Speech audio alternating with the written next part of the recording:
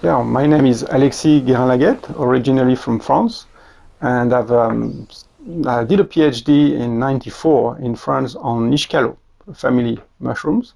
And when I finished my PhD in '98, I wanted to continue. I had a passion for cultivation of forest mushrooms and truffles, and I had a chance to go to Japan. Then the work went well, but after 5 years, I had to find another job and went to Canada for a while, and just find a job in New Zealand, which was exactly what I wanted to do, which is about cultivation technology for forest mushrooms and truffles.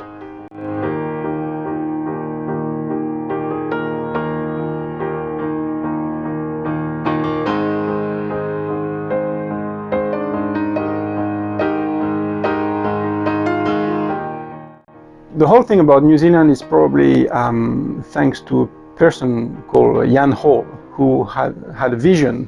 He was a mycorrhiza scientist who one day thought that it would be a cool idea to try grow truffles in New Zealand, and it made history. In 1993, New Zealand produced the first ever black truffle in the southern hemisphere in Gisborne in the North Island.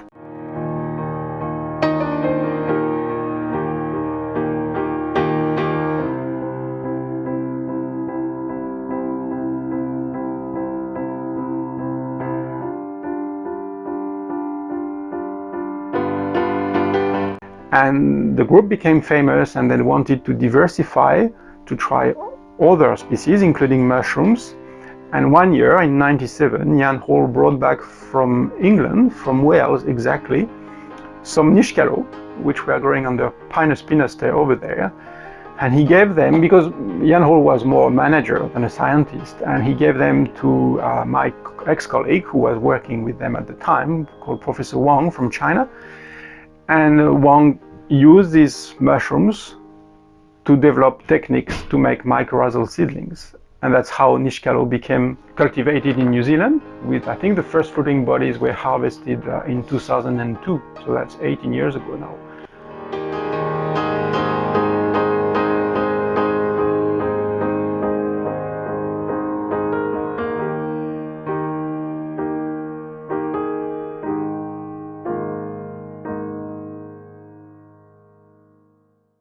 So the Niscalos we have in New Zealand is only one species, which is the most famous one in Europe, which is called Lactarius deliciosus. And the characteristic is that it's only grow with spine, and it's orange, including the milk. You see the milk here coming off the gills when they are very fresh. If you brood them, then start bleeding. In case of Niscalos, the milk is orange.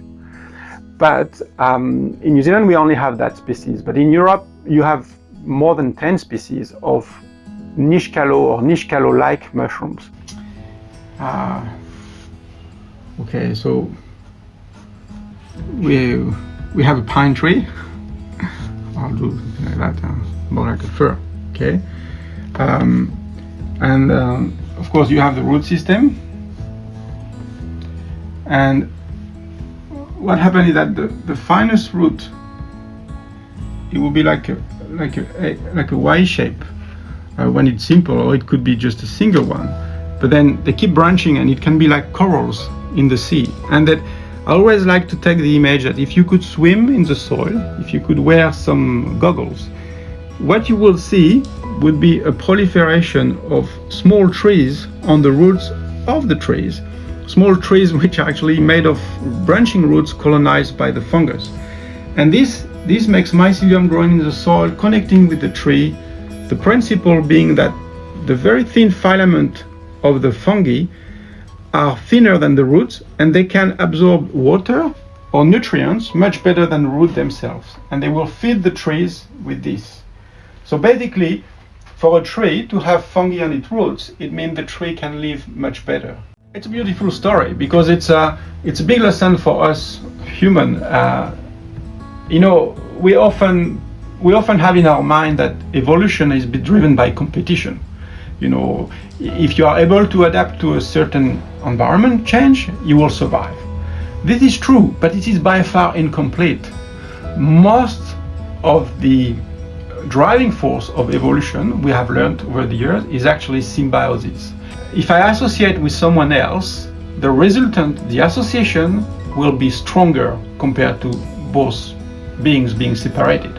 And that's exactly what's happening with truffles and tree. A tree without fungus could not grow. A fungus without a tree could not fruit. So they live together, and together they become stronger and they become more competitive. So the irony is that by working together, you win. Usually you buy a tree with Niscalo, it's 1 year old. So it's been produced in a nursery, and we now work with a commercial nursery close to Christchurch. We help them because they can't do by themselves, but we help them, we produce the inoculum, and we help them producing good Niscalo pine trees, pine seedlings. And when they are 1 year old, these nurseries sell the trees to the customers. And usually, depending on the pine species, if you choose a fast-growing tree species like Pinus radiata, which is a timber pine species in New Zealand, it grows very fast. It grows all the time. 2 years is enough. After 2 years, you start harvesting the first Niscalo. Not a lot the first year, but then it will increase over the next 3 years and more and more. Once you have the mycorrhizae established on a pine seedling, it's all you need.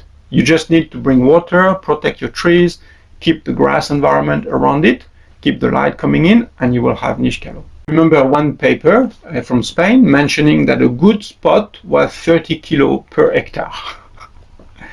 So we are talking, for Scots pine, we're talking 1 ton. For radiata, very quickly we reach 400 kilograms. But the problem is radiata grows so fast, we had the canopy closure phenomenon happening. So we lost the yield because the trees was closing, the block was closing up. Now that with all the knowledge that we have, we strongly suggest that if we use radiata and we prune radiata trees like we do for truffle trees on time, we may be able to not only keep the yield, but let them grow even bigger.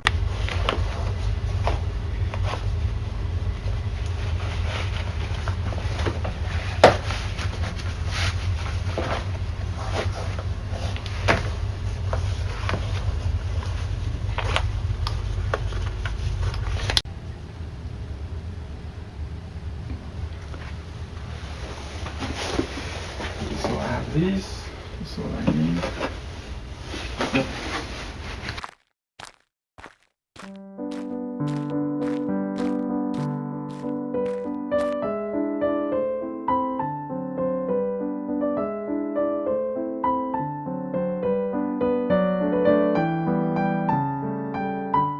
These are Niscalo, which we inoculated, and you can see that more keep growing now that the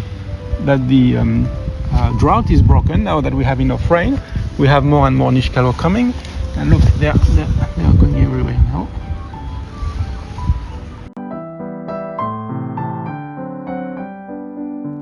A mushroom is ready to harvest. I put my finger delicately here. If it's round and incurved, the mushroom is still too young.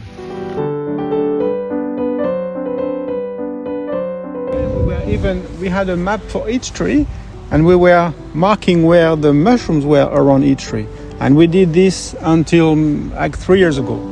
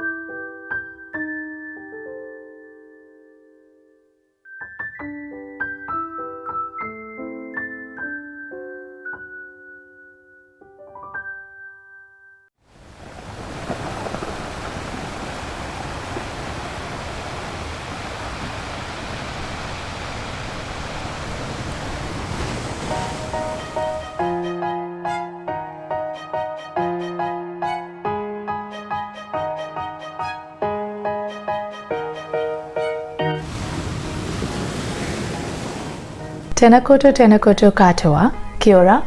My name is Jasbir Kaur. I'm the General Manager for a culinary school. I'm also the President for Chef Association, Auckland Region. Today I'm going to make a dish and experiment with Niscalos. They are also called saffron milk caps.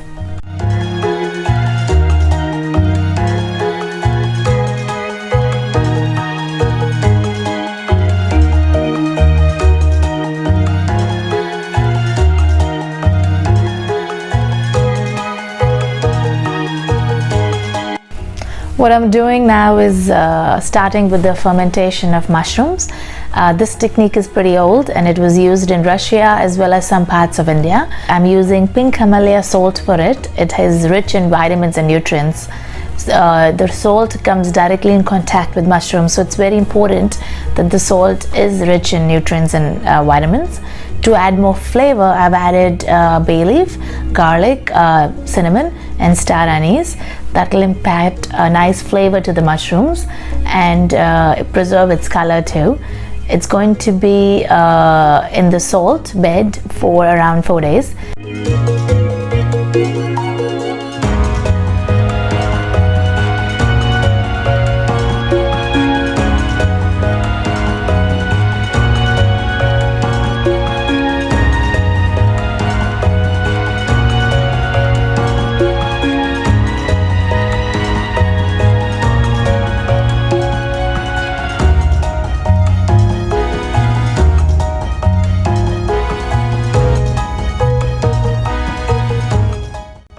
So after the mushrooms have been fermented for 4 days, either you can eat them directly, but what I've done is I've used them to make a caramel out of it.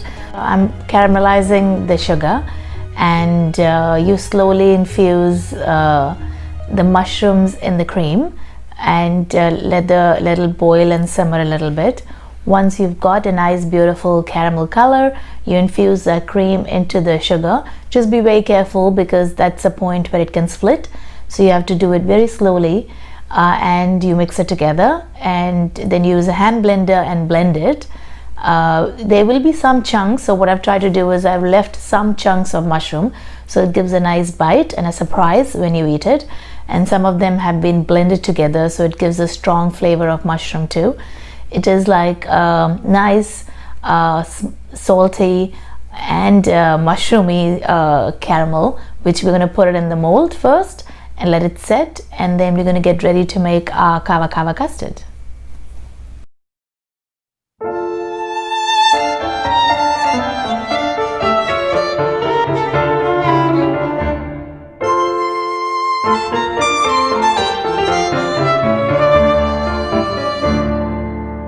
The best part about living in Auckland is that you could drive 30 minutes or an hour away and then you could go for foraging.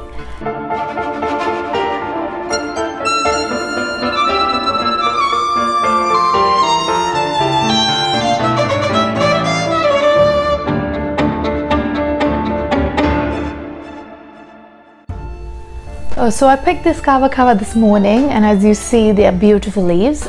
Traditionally they were used as a medicinal property. So it is used in chocolates nowadays and it is used in food. You can either eat the whole leaf or fry them in tempura. Today I'm going to dry a little bit in the oven and then I'm going to infuse it in the milk and custard out of it. And then we're going to pair it up with our mushroom caramel.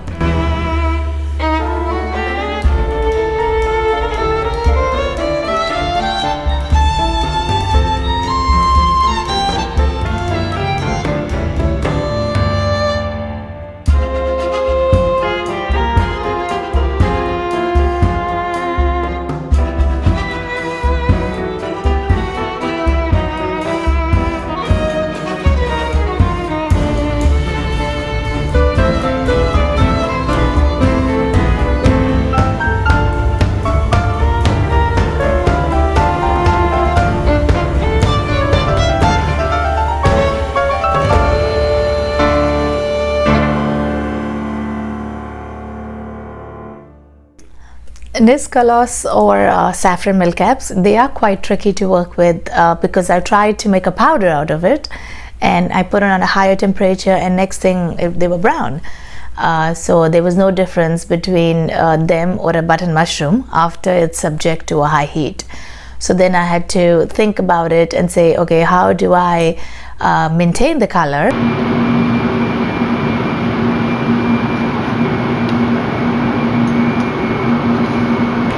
Well, the color, so we're going to leave it just like that, beautiful orange.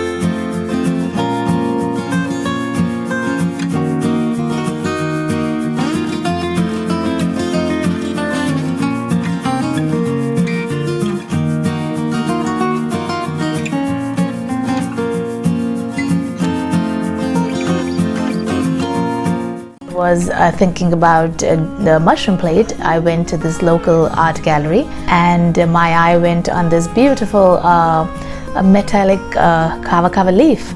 That'll be great to combine nature, that is the kava leaf, and mushroom together, and I thought that'll be brilliant to put the food on.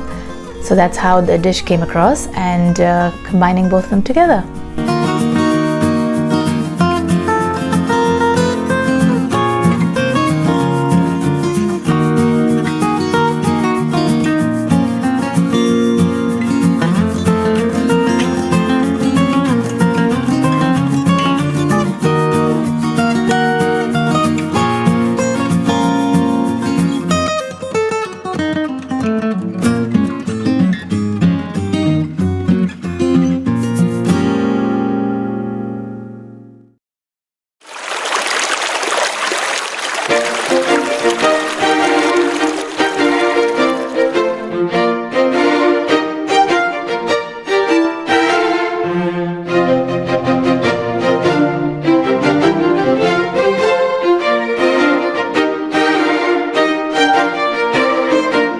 My name is Paul Froggatt. I'm the executive chef of ecology in New Zealand.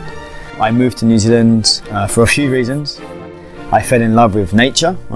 Being English and being brought up around nature, it's very close to my heart. So as a family, we wanted to try and find nature for the family. And then also when I arrived and walked through the front door, I had this instant feeling of, yeah, this is where I want to be. So it was almost like a home from home kind of scenario. So.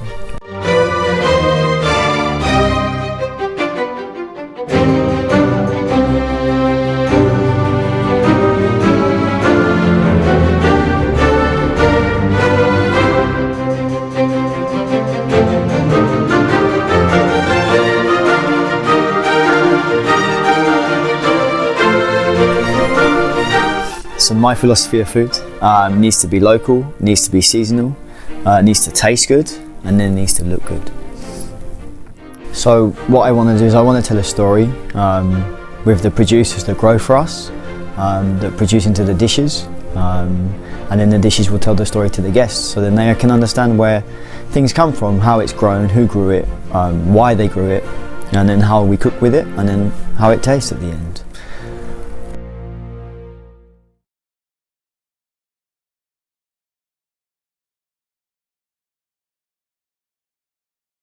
For the autumn walk, in regards to the guest's perspective of it, there's a lot of interest around it, because when we write it on the menu, the wording on the menu is just autumn walk. So the people are like, what is this? What's the autumn walk? So then our service team here, they explained the story behind it. The chef or I was out with my son. We saw mushrooms growing in the ground. They were pushing through the leaves, and the chef wanted to portray that onto a plate. And people think this is something interesting, because it gives you a sense of time and place. This is where we are. This is what happened, and this is how it was born. It's not just someone cooking some food. There's an actual thought and a philosophy behind it.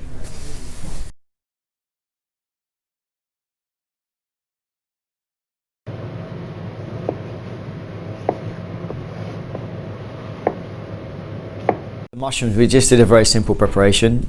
We just sweated, we do some nice virgin extra olive oil. We sweated a little bit of shallots, a little bit of rosemary in there. Then we added the mushrooms, and we just kind of gently simmered them. And we don't want to cook them too aggressively. You just want to just to soften a little bit. And then a squeeze of lemon juice, and just let them kind of bubble away a little bit. And you just want them just cooked, and then take them off and just leave them to marinate. And we process once a week, and we leave them to marinate for a week and take on all that flavour.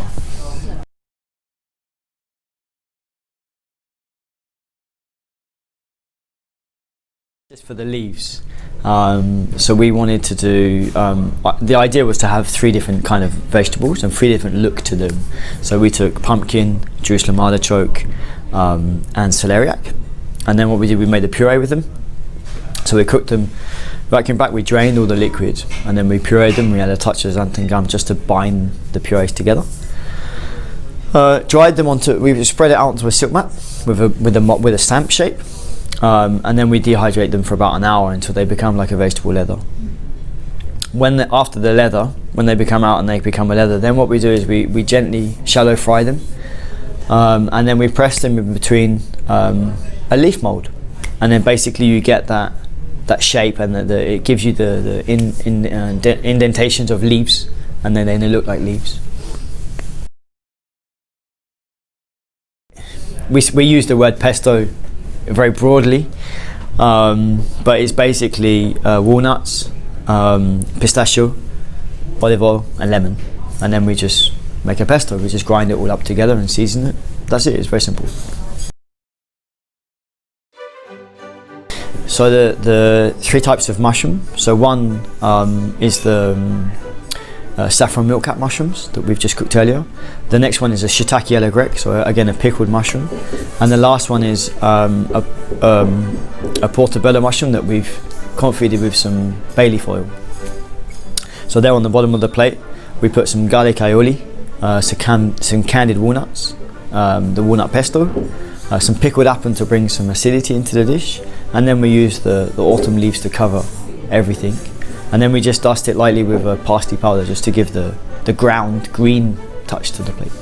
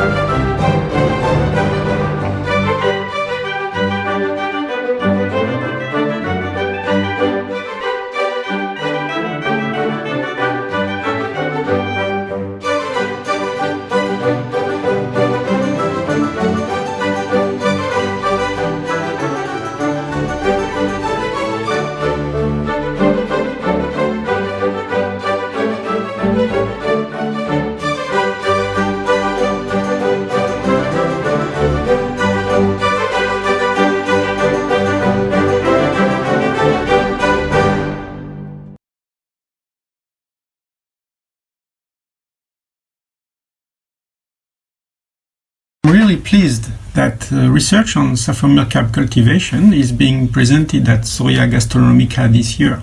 Future, and because of good New Zealand image of a green country with good quality produce, Niscalos would probably have a worldwide, New Zealand produce Niscalos will have a worldwide market, especially countries like Asia or people who are keen to eat mushrooms will be. As a chef, we're always looking for different ingredients, and that makes the restaurant different. So definitely these mushrooms have a future because you can do so many things, and you can make it either as a dish or you can use it as a side dish. I'd love to see girolles, and I'd love to see porcinis, and I'd love to see morels come, the trumpet de l'amore, and all these kind of mushrooms come to New Zealand. It would be so good for us as chefs to have this kind of thing and to teach people and educate people about mushrooms.